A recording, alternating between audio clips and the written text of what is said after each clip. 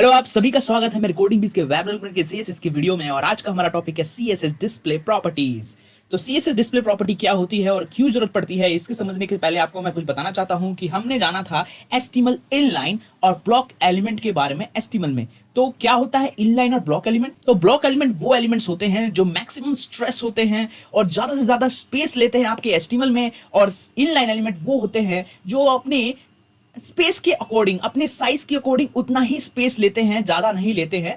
तो अभी हम देखते हैं कि इन दोनों को और अच्छे से जानेंगे और ये डिस्प्ले प्रॉपर्टी से अब कैसे किसी इनलाइन एलिमेंट को ब्लॉक एलिमेंट और ब्लॉक एलिमेंट को इनलाइन एलिमेंट में बदल सकते हैं, ये भी हम जानेंगे। तो सबसे पहले हम बनाते हैं अपनी एचटीएमएल फाइल को। ये देखिए मैंने बना लिया अपनी HTML file css class 19.html और जल्दी से लगा देता हूं इसमें अपना बॉयलरप्लेट एक्सक्लेमेशन मार्क और ये मारा मैंने एंटर।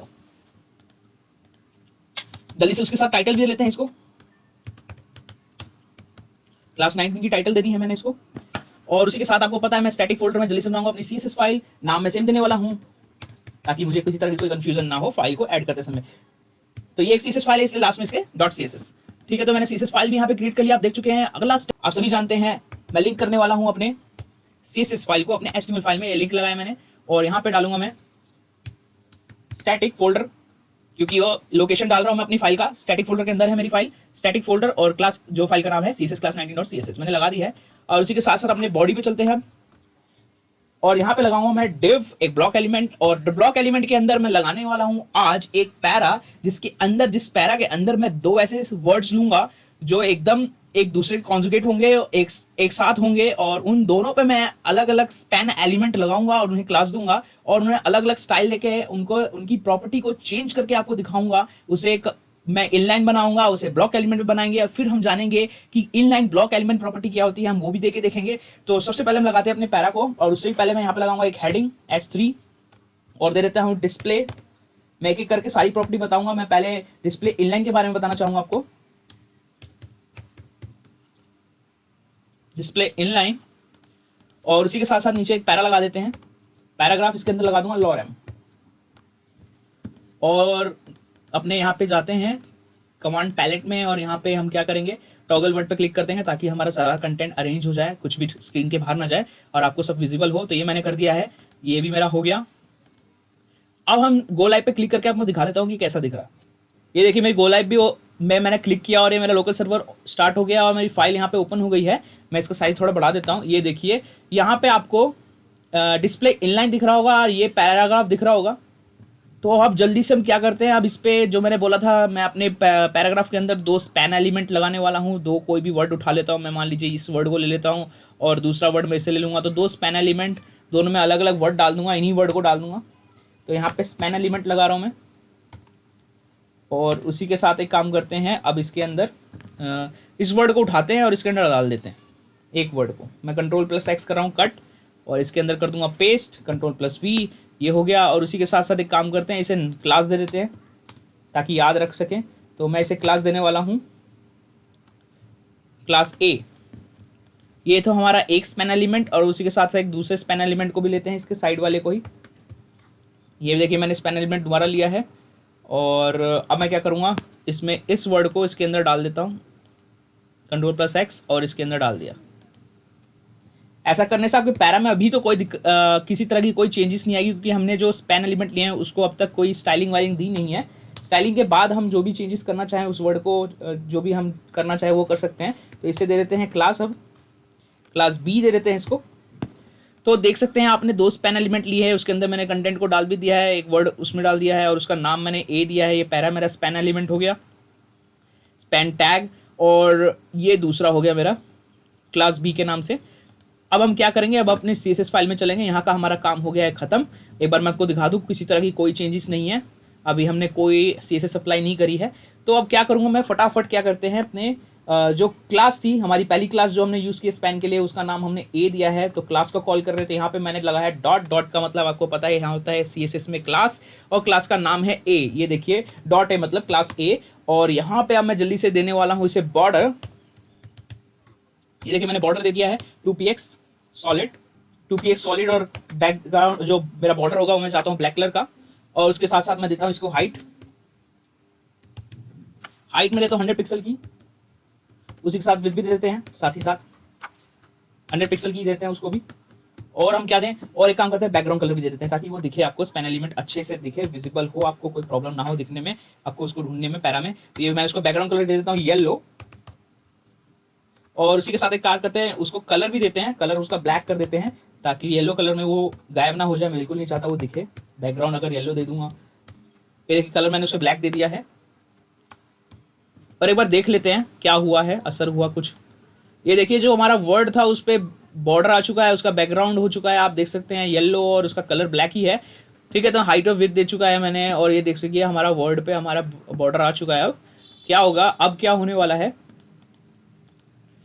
ये अभी एक इनलाइन एलिमेंट है। मैं आपको बताना भूल गया कि स्पैन जो होता है, स्पैन जो मैंने लिया है यहाँ पे, स्पैन जो एलिमेंट होता है ये एक इनलाइन एलिमेंट होता है। इनलाइन और ब्लॉक एलिमेंट कौन कौन से होते हैं, इसके लिए इसके ऊपर मैंने एक अच्छी खासी वीडियो बना रखी है HTML के क्लासेस में। एक मैंने इनलाइन एलिमेंट ब्लॉक एलिमेंट क्या होते हैं मैंने अच्छे से आपको बता रखा है, तो आप वो चेक कर सकते हैं। वहाँ पे आपको हर चीज़ एकदम क्लियर हो जाएगी, क्या होता है इनलाइन एलिमेंट और क्या होते हैं ब्लॉक एलिमेंट, कौन कौन से होते हैं। तो भी मैं यहाँ पे आपको एक रफ आइडिया देने वाला हूँ अभी कि क्या होता है इनलाइन और ब्लॉक एलिमेंट। तो मैं आपको दिखाता हूँ कि एक एग्जांपल लेता हूं, जैसे कि मेरी क्लास थी और मेरी क्लास में मेरे को याद आ रहा है कि एक बच्चा था जो काफ़ी मतलब शैतान था और स्ट्रांग था।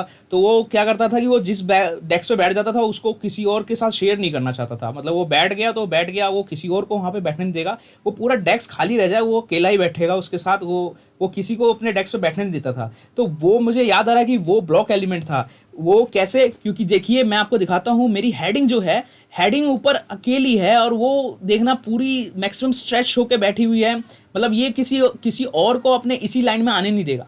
ये एक ब्लॉक एलिमेंट है उस बच्चे की तरह जो अपने एक डेस्क पे बैठ गया और वो किसी और को बैठने नहीं देता था। उसी तरह ये भी, हमारी हेडिंग भी उसी बच्चे की तरह है, वो ब्लॉक एलिमेंट है। यही होता है block element. Block element maximum stretch होता है, स्पेस लेता है और किसी और एलिमेंट को अपने साथ आने नहीं देता, वो पूरा स्ट्रेच होगा उस लाइन में। तो ये होता है ब्लॉक एलिमेंट। और उसके उल्टा एक इनलाइन एलिमेंट जो होता है वो एलिमेंट उतना ही स्पेस लेता है जितना उसको जरूरत होता है। जैसे पैरा में आप वर्ड्स देख रहे हैं, जो स्पैन एलिमेंट है उसने उतना ही स्पेस लिया है जितना उसको जरूरत है, उसने एक्स्ट्रा स्पेस नहीं लिया। वो ये नहीं करा कि मैं यहाँ पे हूँ तो अब मैं किसी और को आने नहीं दूंगा। आप देख सकते हैं इस वर्ड के आगे जो हमारा ये स्पैन एलिमेंट है, इसके आगे भी एक वर्ड है, उसके पीछे बाद में भी एक वर्ड है। ये एक इनलाइन एलिमेंट है, ये एक ही लाइन में एडजस्ट हो सकता है, लेकिन एक ब्लॉक एलिमेंट नहीं होगा। ब्लॉक एलिमेंट को पूरा स्ट्रेच होना है, उसको पूरा स्पेस चाहिए। तो ये अब बेशक ये आगे का खाली हो जाए स्पेस, पर ये उसे किसी दूसरे एलिमेंट को इसके साथ आने नहीं देगा। तो ये होता है ब्लॉक एलिमेंट और इनलाइन एलिमेंट में एक डिफरेंस। आपको शायद समझ में आ गया हो, मैंने तो पूरी कोशिश की आपको समझ में आए। तो फिर भी आपको कोई डाउट रह गया तो आप उस मेरी प्रीवियस वीडियो को देख सकते हैं। HTML ब्लॉक एलिमेंट पे मैंने बना रखा है, ब्लॉक एलिमेंट और इनलाइन एलिमेंट पे ऊपर, तो आप वो वीडियो भी चेक कर सकते हैं, आपको समझ में आ जाएगा, डीपली बता रखा है मैंने उसमें। तो अभी चलते हैं वापस अपने, आते हैं टॉपिक के ऊपर। तो यहाँ पे मैंने 2 स्पैन एलिमेंट ले लिया था, जैसे कि आप बता रहे हो। एक स्पैन एलिमेंट को मैंने दे दी है CSS, दूसरे की बारी है। तो एक काम करते हैं, मैं सेम देने वाला हूँ CSS और मुझे सेम ही CSS चाहिए। तो मैं बस इसे सिलेक्ट करूंगा, Ctrl+D करने वाला हूँ। ये देखिए Ctrl+D होते ही नेक्स्ट लाइन में मेरी पूरा पैरा जो मैंने सिलेक्ट किया था वो ऐसे एज इट इज कॉपी हो गया। तो अब मुझे क्या करना है, दूसरे स्पैन एलिमेंट का क्लास मैंने क्या दी थी आपको पता है, मैंने B दिया था। तो मैं यहाँ पे इसका नाम बदल दूंगा, अब ये A से B कर दूंगा। ये दूसरे के लिए है मेरा, दोनों को मैंने सेम CSS दे रखी है। ये देखिए अब मैं क्या करता हूँ, एक उसी के साथ इनको मार्जिन दे देता हूँ, थोड़ा हल्की सी मार्जिन दे देते हैं। मार्जिन मान लीजिए मैंने दे दिया है यहाँ पे 5 पिक्सल की, और उसी तरह मैं दूसरे वाले को भी देना चाहूँगा मार्जिन। ऐसा इसलिए कि मैं चाहता हूँ उसमें थोड़ा गैप हो जाए दोनों में। तो मार्जिन मैंने 5 पिक्सल की दोनों को दे दी है। एक बार चेक कर लेते हैं। ये देखिए हमारा काफ़ी ये मतलब दूर दूर हो गया जितना मार्जिन दिया था। तो मैंने दोनों ही अपने स्पैन एलिमेंट्स को दे दी है मार्जिन, और ये दोनों के दोनों मैं आपको बता दूं कि ये डिफ़ॉल्ट जो होते हैं इनलाइन एलिमेंट होते हैं, जैसा कि मैंने आपको समझाया अभी। तो मैं यहाँ पे पहले से एक डिस्प्ले लगाऊंगा। डिस्प्ले प्रॉपर्टी को बदलने के लिए आपको क्या करना पड़ता है, आपको बस इतना करना है कि ये आपको डिस्प्ले लिखना है, डिस्प्ले, और डिस्प्ले के साथ आप जो भी देना चाहे, इसे इनलाइन बनाना चाहे, इनलाइन ब्लॉक बनाना चाहिए, और भी बहुत कुछ होती है, लिस्ट बनाना चाहे, जो भी आप बनाना चाहे। मैं यहाँ पे इनलाइन और इनलाइन ब्लॉक के बारे में बात करूंगा। तो इनलाइन कर देता हूँ यहाँ पे, और मैं आपको बता दूँ आपको समझने में कोई दिक्कत ना हो कि ये ऑलरेडी डिफ़ॉल्ट जो होता है इसका, मेरे स्पैन एलिमेंट पहले से ही एक इनलाइन एलिमेंट ही होता है। तो डिफ़ॉल्ट इनलाइन ही होता है ये, मैं यहाँ पे लिख देता हूँ। ठीक है, ये मैंने एक कमेंट डाल दिया यहाँ पे ताकि आपको समझने में बिल्कुल दिक्कत ना हो इसको। ठीक है, तो डिफ़ॉल्ट ये पहले से ही इनलाइन ही होता है। ठीक है, तो कोई चेंज नहीं आया, मैंने इनलाइन ही कर रखा है, कोई चेंज नहीं आया। आप देख सकते हैं किसी तरह की कोई चेंज नहीं है यहाँ पे। तो अब मैं क्या करने वाला हूँ, अब मैं करने वाला हूँ इसे इनलाइन से ब्लॉक एलिमेंट बदलने वाले हैं हम। इसे इनलाइन से ब्लॉक एलिमेंट करके देखेंगे कि क्या होगा। हमने स्पैन जो एलिमेंट है, जो मैंने यहाँ पे आप देख सकते हैं, ये एक इनलाइन एलिमेंट है, इसकी डिस्प्ले प्रॉपर्टी इनलाइन है। अब मैं इसकी डिस्प्ले प्रॉपर्टी ब्लॉक कर दूंगा, एक ऐसा बच्चा जो किसी दूसरे को अपने साथ बैठने नहीं देता। एक ब्लॉक एलिमेंट जो पूरा मैक्सिमम स्ट्रेस होता है और किसी दूसरे एलिमेंट को अपने साथ नहीं रखता। तो देखते हैं क्या होता है। मैं यहाँ पे इसको करूंगा इनलाइन, मैं दोनों को ही कर दूंगा जल्दी जल्दी। तो अब यहाँ पे मल्टी कर्सर का इस्तेमाल करूंगा, तो मैं अल्ट प्लस जहाँ भी सिलेक्ट करूंगा, जहाँ भी डालना चाहूँगा डाल सकता हूँ। लगता है यहाँ पे मैंने डिस्प्ले प्रॉपर्टी नहीं लगाई है, इसे भी डिस्प्ले प्रॉपर्टी देते हैं। पहले डिस्प्ले प्रॉपर्टी इनलाइन कर दी है और दोनों को मैं साथ में ही ब्लॉक एलिमेंट बना दूंगा। तो मैंने एक यहाँ पे कर्सर लगाया है, अल्ट प्लस यहाँ पे क्लिक किया है, और दूसरा कर्सर मैं यहाँ पे अल्ट प्लस यहाँ पे क्लिक कर दूंगा और यह बैक स्पेस दबा रहा हूँ मैं। दोनों जगह से एक साथ चेंज हो जाएगी, जो भी मैं एडिट करना चाहता हूँ हो जाएगा। तो यहाँ पे इनको मैं करने वाला हूँ ब्लॉक। ये देखिए ब्लॉक एलिमेंट दोनों को कर दिया है। अब देखते क्या हुआ, कुछ चेंज हुआ कि नहीं हुआ। ये देखिए, जैसा कि मैंने आपको बताया था कि ब्लॉक एलिमेंट पूरा मैक्सिमम स्ट्रेच होता है और वो किसी के साथ अपनी स्पेस को शेयर नहीं करता, उसी तरह ये दोनों हो गए हैं ब्लॉक एलिमेंट। और अपने अलग अलग देखिए, अपने लाइन को तोड़ते हुए अलग अलग पूरा इन्होंने पूरा स्ट्रेच होकर स्पेस ले लिया है। और वापस से इसे मैं इनलाइन कर दूँ, तो मैं वापस से इसे इनलाइन कर दूँ तो क्या होगा, ये देखिए मैं दोबारा इसे इनलाइन करूँगा तो दोनों को मैंने फिर से इनलाइन कर दिया है। ये देखिए वापस ठीक हो गया। तो इसे समझाने के लिए मैं क्या करता हूँ, एक सिंपल सा काम करता हूँ आपके सामने। मैं इसे ब्लॉक एलिमेंट को, ये जो है इसको कंट्रोल प्लस डी करके दोबारा नीचे लिख दूंगा और ये यहाँ पे लिख देता हूँ block, display block, display block, display block. और स्पैन एलिमेंट का जो क्लास थे इनका भी नाम बदल देता हूँ। अब ये सी हो जाएगा और वो डी हो जाएगा। ठीक है, इस तरह से आप कर सकते हैं। वापस चलते हैं अपने सीएसएस में और इसे मैं दोबारा कॉपी करता हूँ, कंट्रोल प्लस डी। मैंने पूरी ही लाइन को यहाँ पे वापस नीचे कर दिया है। इसे मैं देता हूँ क्लास सी नाम, डॉट सी हो गया, और उससे नीचे वाले को डॉट डी दे देते हैं, ये हो गया। और यहाँ पे आपको कंफ्यूजन ना हो यहाँ पे, इसलिए मैं यहाँ पे कमेंट सेक्शन ऐड कर देता हूँ एक। ठीक है, यहाँ पे हम ब्लॉक की बात करने वाले हैं, डिस्प्ले ब्लॉक। ठीक है, हम डिस्प्ले ब्लॉक करने वाले हैं यहाँ पे। तो ये डिस्प्ले ब्लॉक की बात करने वाले हैं, इसलिए मैंने यहाँ पे कमेंट सेक्शन डाल दिया है ताकि ऊपर के जो मैंने सीएसएस है वो सेपरेट हो जाए, आपको कंफ्यूजन ना हो। और यहाँ पे भी मैं ये लाइन हटाने वाला हूँ। डिफॉल्ट तो इनलाइन होता है, आप समझ चुके हैं। अब हम क्या करने वाले हैं, मैं यहाँ पे आपको मैं कोड दूंगा, कोड में मैं नहीं चाहता कि आधी अधूरी चीजें दूं, तो मैं यहाँ पे पूरा पूरा उन्हें लिख रहा हूँ दोबारा से। ये देखिए इनलाइन, इसको मैं कर देता हूँ फिर से ब्लॉक। ठीक है, देख लेते हैं क्या हुआ। हाँ, आप देख सकते हैं ये एक इनलाइन एलिमेंट है, ऊपर दोनों ही हमारे ये स्पैन एलिमेंट है, इनको डिस्प्ले इनलाइन कर रखा है, इसलिए ऐसे दिख रहे हैं। जैसे इनको मैंने ब्लॉक करा है, डिस्प्ले ब्लॉक कर दिया है, तो ये देखिए काफी फैल गए हैं। बिल्कुल एक ब्लॉक एलिमेंट जो बिल्कुल स्ट्रेच होता है, फुल स्पेस लेता है अपना, वो ले चुके हैं ये। अब हम देखते हैं इनलाइन ब्लॉक क्या होता है। उसी के साथ साथ इनलाइन ब्लॉक को समझने के लिए मैं क्या करता हूं, मैं इसे दोबारा कॉपी पेस्ट करूंगा यहाँ पे नीचे अपने डिव पार्ट को, और यहाँ पे लिखूंगा, यहाँ पे डिस्प्ले आगे मैं लिखता हूँ इनलाइन। इनलाइन और ब्लॉक दोनों, मैं दोनों ही प्रॉपर्टी, एक एलिमेंट चाहता हूं कि उस एलिमेंट की दोनों ही प्रॉपर्टी रहे, वो इनलाइन भी रहे और ब्लॉक दोनों रहे। तो उसके लिए आपको क्या करना पड़ेगा, उसी साथ में क्लास के नाम भी बदल देता हूं। मैंने इसको ई और एफ दे देते हैं, और ये इसको देते हैं एफ। मैंने ई और एफ दे दिया है क्लास का नाम, और उसी के साथ मैं वापस चलने वाला हूं अपने सीएसएस फाइल की ओर। इसे करते हैं फिर से कॉपी पेस्ट नीचे की तरफ, कंट्रोल प्लस डी करूंगा बस मैं, और ये देखिए लाइन मेरी दोबारा कॉपी हो गई है। कंफ्यूज ना होना, कंट्रोल प्लस डी सिलेक्ट करिए, कंट्रोल प्लस डी, और आपका पूरा कोड नीचे दोबारा कॉपी हो जाएगा। एक यहाँ पे कंट्रोल प्लस स्लैश डाल के मैं कमेंट वापस लगा रहा हूँ यहाँ पे, इसमें डाल दूंगा इनलाइन ब्लॉक। यहाँ पे मैं इनलाइन ब्लॉक के बारे में आपको बताने वाला हूँ। तो यहाँ पे अब क्या आपको पता है, आपको मैं क्या करने वाला हूँ, डिस्प्ले बदल दूंगा। डिस्प्ले अब मैं ब्लॉक था, अब यहाँ से ब्लॉक से इसको हटा के अब क्या करने वाला हूँ, इनलाइन ब्लॉक बनाने वाला हूँ। तो इनलाइन ब्लॉक, देखिए ऑप्शन आ गया इनलाइन ब्लॉक का, या मैं इनलाइन ब्लॉक कर दूंगा इसे। ये देखिए इनलाइन ब्लॉक हो गया है ये।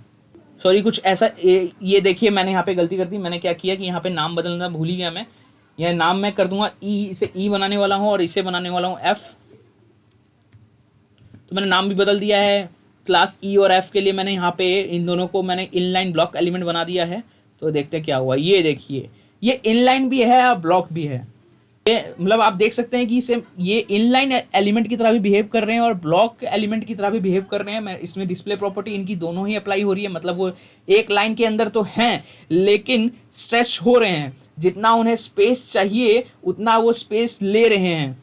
एक ब्लॉक एलिमेंट की तरह जितना ले सकते हैं उसी पोजीशन पे जितना स्ट्रेच हो सकते हैं हो चुके हैं ये तो। और इनलाइन है, इनलाइन प्रॉपर्टी भी साथ है, इसलिए एक लाइन के अंदर ही है। तो ये आप समझ सकते हैं। ये था हमारा इनलाइन। फिर मैंने बताया आपको ब्लॉक, देन बताया हमारे इनलाइन ब्लॉक एलिमेंट के बारे में, प्रॉपर्टी के बारे में। तो अब इस तरह से आप डिस्प्ले चेंज कर सकते हैं अपने कंटेंट की। आशा करता हूँ आपको वीडियो अच्छी लगी होगी और आपको हर चीज़ समझ में आया होगा क्लियर। अगर आपको सब कुछ समझ में आया और वीडियो अच्छी लगी तो प्लीज़ लाइक बटन को दबाइएगा और मेरे चैनल को सब्सक्राइब करिए और प्लीज़ इसे शेयर करें, जहाँ जितना कर सको उतना शेयर करें, मुझे सपोर्ट दिखाइए, थोड़ा इस चैनल को ग्रो करने में मदद करिए और बेल आइकन को भी दबाइए ताकि आपको लेटेस्ट वीडियो की नोटिफिकेशन टाइम टू टाइम मिलती रहे। और अभी के लिए इस वीडियो में इतना ही। अब मैं मिलूंगा आपको अपनी अगली वीडियो में, तब तक के लिए बाय बाय।